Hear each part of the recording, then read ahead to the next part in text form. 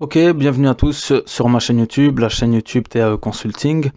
Donc aujourd'hui, j'ai fait un petit podcast au sujet d'un fait d'actualité qui a eu lieu récemment, qui a eu lieu il y a quelques jours.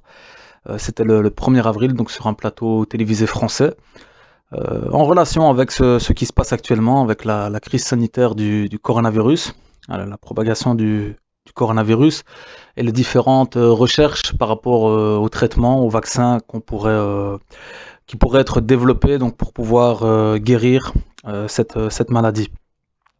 Alors, avant de commencer, je vous demanderai tout d'abord de bien vouloir vous abonner à la chaîne. Ça prend quelques secondes et ça permet de développer la chaîne, de développer la communauté, d'agrandir la communauté, de mettre un petit pouce bleu, un petit like, ça fait toujours plaisir, ça motive, ça donne envie de continuer ce genre de concept vidéo, ce genre de podcast. Et alors de mettre votre avis en commentaire, un petit peu voilà ce que vous pensez par rapport au sujet. Alors je rappelle que ici, que ça soit pour le sujet traité aujourd'hui ou pour les autres sujets, le but n'est pas de faire de la polémique, de surfer sur de la polémique, etc. Pas du tout. Le but est de traiter des sujets d'actualité, de faire la mise en relation avec l'entrepreneuriat, avec la contribution sociale de manière plus vaste et vraiment d'échanger dans un cadre respectueux. Parce que voilà, rester pour moi silencieux face à certaines choses, c'est une forme de cautionnement. Donc faire comme si de rien n'était, ça n'est pas une bonne chose. Maintenant, ça n'est pas non plus la peine de remettre de l'huile sur le feu et d'agiter les foudres. C'est pas ça l'objectif. Ça n'est pas non plus de dénigrer qui que ce soit parce que voilà, je respecte la divergence d'opinion, mais voilà, à travers le fait que je vais citer à l'instant, il y a de toute façon pour moi une moralité à tirer et une réalité à mettre en évidence. Alors le fait en soi, c'était donc un certain Jean-Paul Mira, qui est chef de service en réanimation dans un hôpital, qui était donc invité sur le plateau de LCI le 1er avril 2020 donc, et qui était donc en contact direct avec, par vidéoconférence avec un certain Camille Locht, qui est directeur de recherche à ce qu'on appelle l'INSERM, que je ne connaissais pas avant. Donc je ne connaissais pas ni les deux personnes, ni les hôpitaux et les instituts dans lesquels ils travaillent. Donc voilà, il y avait un échange au sujet d'un potentiel vaccin pour soigner le coronavirus. Et alors Jean-Paul Mira, à un moment, s'est permis de poser une question assez comment je vais dire, assez pimentée à Camille Locht, en lui disant donc d'avance que la question allait provoquer certainement, allait être, comment je veux dire, allait être osée, hein, cette question allait être osée, je ne sais plus le terme qu'il employait exactement et ça ne m'importe pas, mais qui se permettait de poser une question qui était de savoir si on ne pouvait pas justement tester ce vaccin en Afrique. Sous prétexte, sous différents prétextes, hein, sous prétexte à l'occurrence qu'en Afrique il n'y avait aucune protection à ce moment-là. Donc effectivement cette réflexion, ces propos donc ont suscité énormément de réactions, de coups de gueule comme on dit, comment je veux dire de déception et de voilà de tout un mouvement de révolte qui a tourné autour de ces propos qui sont tout à fait condamnables et qui sont bien entendu tout à fait blâmables. Donc maintenant, voilà, je vais quand même essayer d'avoir une analyse objective par rapport à ce qui a été dit. Je vais essayer un petit peu de faire un appel aussi au calme, hein, parce qu'en soi, je veux dire, ça va rien changer de s'agiter, de réagir comme d'habitude à des perches qu'on essaie de nous tendre aussi assez souvent. Et essayer aussi d'approcher un petit peu la question de comment réagir face à ça finalement. Donc, comment est-ce qu'on doit réagir face à ce genre de dénigrement. Alors, par rapport à mon analyse personnelle, qui ne tient qu'à moi, j'ai essayé de rester le plus objectif possible. Au début, je n'avais pas très bien compris en fait le sens de cette réflexion. Ce que j'avais cru comprendre dans un premier temps, c'était le fait d'aller tester un vaccin en Afrique, sachant que le virus, de ce qu'on savait à ce moment-là, n'était pas encore tout à fait répandu, que les gens donc n'étaient pas soumis aux mêmes mesures auxquelles nous sommes soumis nous ici en Europe, en France, en Belgique à l'occurrence. Le fait que le peuple africain n'était pas soumis parce qu'il n'a pas cité de pays spécifiquement, là c'était l'Afrique de manière générale, le fait que le peuple africain n'était pas soumis à toutes ces mesures, aller tester un vaccin sur place pouvait, entre guillemets, assurer des résultats plus cohérents, plus pertinents. Pourquoi? Parce qu'aujourd'hui, tester un vaccin, par exemple, ici chez nous en Belgique, avec toutes les mesures de confinement, etc., qu'il y a, la distanciation sociale, etc., donc toute la vigilance que la population a, pourrait éventuellement fausser les résultats de ce test. Moi, au début, c'est comme ça que je l'ai compris, en fait. Hein, donc, je n'avais pas directement pris comme une attaque ou comme un propos raciste ou que sais-je. C'est comme ça que je l'avais pris au départ. Voilà, j'ai essayé d'avoir une bonne opinion, un bon soupçon de la personne que je ne connais pas du tout, que je ne connaissais pas avant d'ailleurs et que je n'ai pas spécialement envie de connaître non plus. Mais en tout cas, c'est comme ça que j'avais compris son propos au départ. Mais après, il a dit un mot qui est quand même assez hard finalement. Il a dit un petit peu comme les prostituées. Et là, effectivement, je pense qu'on n'est plus du tout dans une démarche scientifique, mais on est dans un déni. Hein. Donc ici, on est dans une insulte. Hein. Clairement, on est en train de rabaisser un peuple, hein, et en plus le peuple africain, comme on le sait. Donc avec l'histoire du peuple africain, on sait que souvent il y a certaines personnes qui se permettent en fait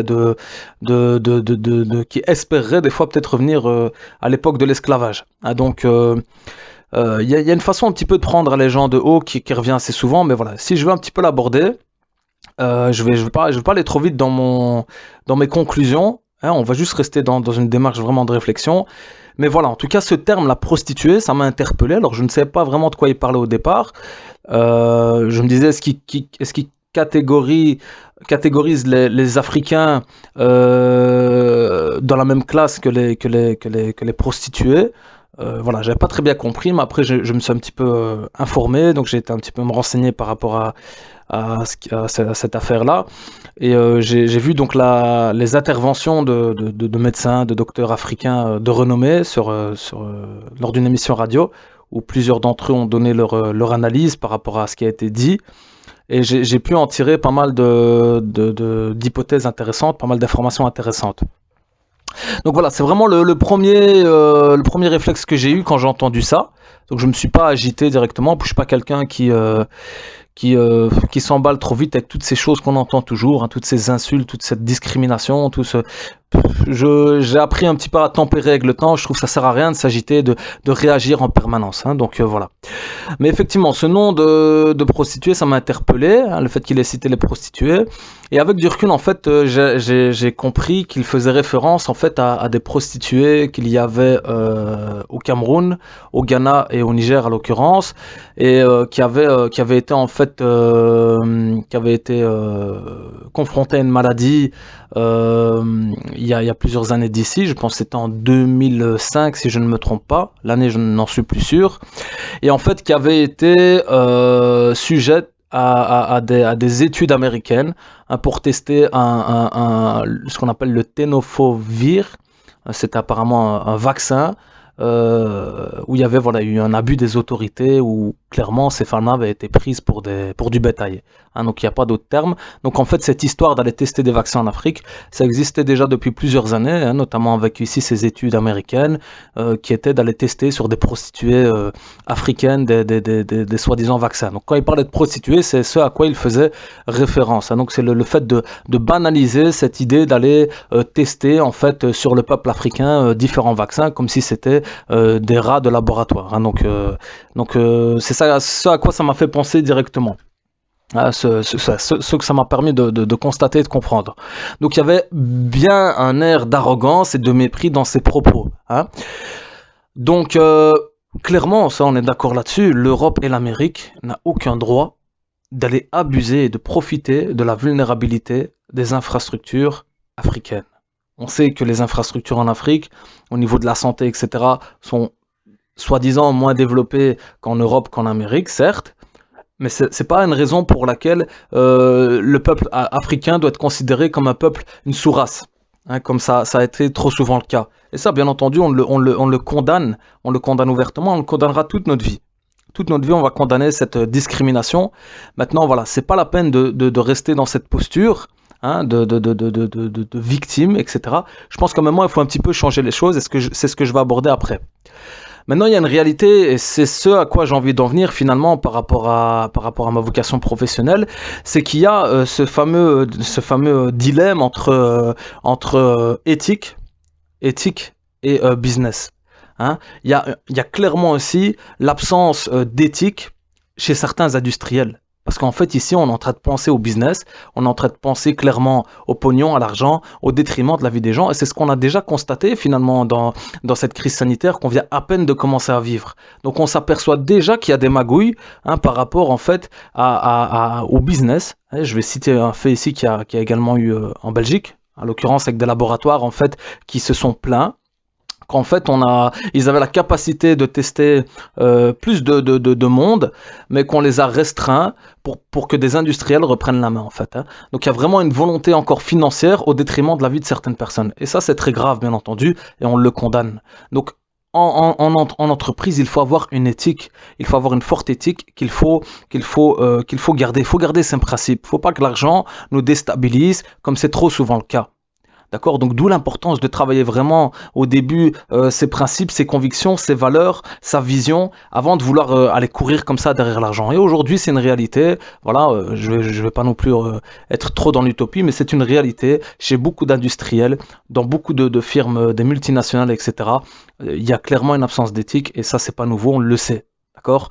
Maintenant, voilà, ici, même s'il y a de la déception, même s'il y a toujours cette haine qui continue à circuler chez certaines personnes, des propos nauséabonds qui continuent à sortir, malgré le contexte, malgré qu'on est tous en fait sur le même bateau aujourd'hui, qu'on est tous vulnérables, et que normalement, c'est ce que l'homme devrait comprendre, qu'on est tous vulnérables et qu'on est tous les mêmes, hein, entre guillemets bien sûr, parce qu'à nouveau, il y a une différenciation au niveau des classes sociales, on n'a pas tous les mêmes privilèges par rapport à cette histoire de virus. Mais quoi qu'il en soit, on s'aperçoit en fait que malgré le contexte, il y a toujours, hein, des propos comme ça de haine et maladroits qui continuent à être véhiculés. Ok? Maintenant, je ne veux pas de polémique. Moi, je ne veux pas rentrer dans la polémique. Ça ne m'importe pas, ça ne m'intéresse pas. C'est juste du temps perdu, ça sert à rien du tout. Je profite de cette actualité pour essayer d'en tirer des leçons, des moralités et de véhiculer un message fort. C'est ça, moi, qui m'importe. Ok? Donc ici, je ne veux pas mettre en valeur la personne. Peut-être qu'elle n'a pas dit ça, peut-être qu'elle ne pensait pas ça. On essaie de lui donner une bonne opinion malgré tout. Mais on s'en fout, entre guillemets. Franchement, je m'en fous de savoir qui il est, je m'en fous de savoir pourquoi il a dit ça, dans quel but, etc. Voilà. Ce qu'il faut clairement, c'est que le peuple africain, la jeunesse africaine, ne se laisse pas faire. Et ça, c'est un petit peu ce que disaient les intervenants que j'écoutais tout à l'heure, donc sur la radio africaine. Hein. Ils disaient clairement que les leaders d'opinion en Afrique n'allaient plus se laisser faire. Et ça, c'est quelque chose de bien. C'est ce qu'on a envie d'entendre finalement dans ce genre d'histoire. Ok? Donc, pas besoin de polémiquer. Et c'est clair, c'est pas parce qu'on est confiné, c'est parce qu'il y a un virus que certaines personnes vont devenir moins idiotes. Hein. Les gens restent toujours dans certains délires, et peut-être encore plus maintenant avec cette histoire de confinement. Donc ça, voilà, ça ne changera pas. C'est un fait. Voilà, il faut s'y faire, et il faut surtout apprendre à réagir face à ça. Alors, il faut savoir aussi une chose, c'est qu'il y a toujours aussi des mauvais opportunistes. Moi, j'appelle ça des mauvais opportunistes, parce qu'être opportuniste, pour moi, c'est pas quelque chose de spécialement mal ou péjoratif, mais il y a toujours des mauvais opportunistes. Il y a toujours des gens qui recherchent une forme de visibilité, qui vont surfer sur ce qu'on appelle le bad buzz. Le bad buzz. C'est quoi le bad buzz? C'est le fait d'aller comme ça créer des polémiques autour d'eux. Ils savent qu'ils vont lancer des propos, même s'ils ne les pensent pas des fois. Des fois, ils ne les pensent pas. C'est juste qu'ils vont lancer comme ça des propos pour pouvoir attirer un petit peu, voilà, faire parler d'eux, faire de la polémique, apparaître dans les journaux, hein, pour compenser leur incompétence. Hein, donc, ils vont essayer de lancer un petit peu comme ça des polémiques pour compenser leur incompétence. Donc, il y a une volonté des fois derrière certaines personnes comme ça, hein, de surfer comme ça sur les polémiques, comme on a connu avec le Rassemblement National, là, avec l'histoire des sorties scolaires. Hein, donc des fois, on va trouver c'est juste des opportunistes, hein, souvent dans le monde de la politique, etc., qui essaient de se mettre en avant comme ça, de gagner en fait la confiance d'une partie de la population en citant des propos comme ça nauséabonds, parce que voilà, ils savent qu'ils vont en tirer un profit quelconque. Donc ça, voilà, il y aura toujours ça, et c'est pas parce qu'à nouveau il y a un virus qu'il y aura plus ça. Donc il est aussi possible que la personne ait dit ça pour cette raison. Maintenant, je ne dis pas que c'est le cas, mais il est possible. Alors après, voilà, la question à se poser pour moi, bah, c'est comment réagir face à ce genre de propos, face à ce genre d'injures, comment réagir face à ça. Hein. Alors je répète que j'entendais tout à l'heure des interventions, des réactions intéressantes, hein, d'aller un petit peu regarder ce qui se dit du côté justement des personnes influentes en Afrique, des médecins africains, etc. Qu'est-ce qu'ils en pensent justement sur RFI. Je peux mettre le lien dans la description de la vidéo, comme ça si vous souhaitez aller voir un petit peu de quoi il s'agit, c'est intéressant d'écouter aussi ce genre de posture-là. Mais franchement, moi je vous pose une question, est-ce qu'on devrait être choqué par rapport à ça? Est-ce qu'on devrait être choqué? Voilà, on sait que ça existe. C'est pas la peine de pleurnicher, c'est pas la peine de s'enfermer dans cette case hein, de victime. Ça sert à rien du tout. À quoi sert d'être trop émotif, de surfer, de réagir toujours de la même manière? Parce que eux, ils savent que c'est comme ça. C'est leur principe de fonctionnement. Ils savent qu'en lançant comme ça ce genre de perche, on va mordre à l'hameçon et en fait, on va juste alimenter ce qu'ils souhaitent. Hein, donc ça sert à rien. Il faut sortir de cet état d'esprit, il faut sortir de cette posture toujours réactionnaire. Dès qu'on nous titille un petit peu, on commence à s'allumer et en fait on est en train de leur donner ce qu'ils veulent. Donc ça, il faut vraiment en sortir et il faut rester lucide. Il faut rester lucide, il faut garder son sang-froid et il faut commencer à devenir visionnaire. Il faut être visionnaire. Il faut vraiment être visionnaire, il faut être engagé, et il faut arrêter de toujours dans cette posture où on subit des choses. D'accord? Donc... il faut saisir en fait la perche, il faut saisir la perche qui nous tente pour en faire un tremplin. Cette perche là qui nous tente, où ils veulent nous titiller, il faut la prendre, comme là je le fais, je prends le sujet, j'en parle, ça attire l'attention, mais pour en faire un tremplin, et pour faire passer quelque chose de positif derrière. Donc il faut reprendre le bad buzz qu'ils font, pour en faire un bon buzz entre guillemets. D'accord? Pour en faire un tremplin pour l'avenir, pour les jeunes, pour changer les choses positivement. Moi c'est comme ça que je perçois les choses ici. Et il est temps pour l'Afrique, et plus particulièrement pour la jeunesse africaine, de reprendre sa dignité.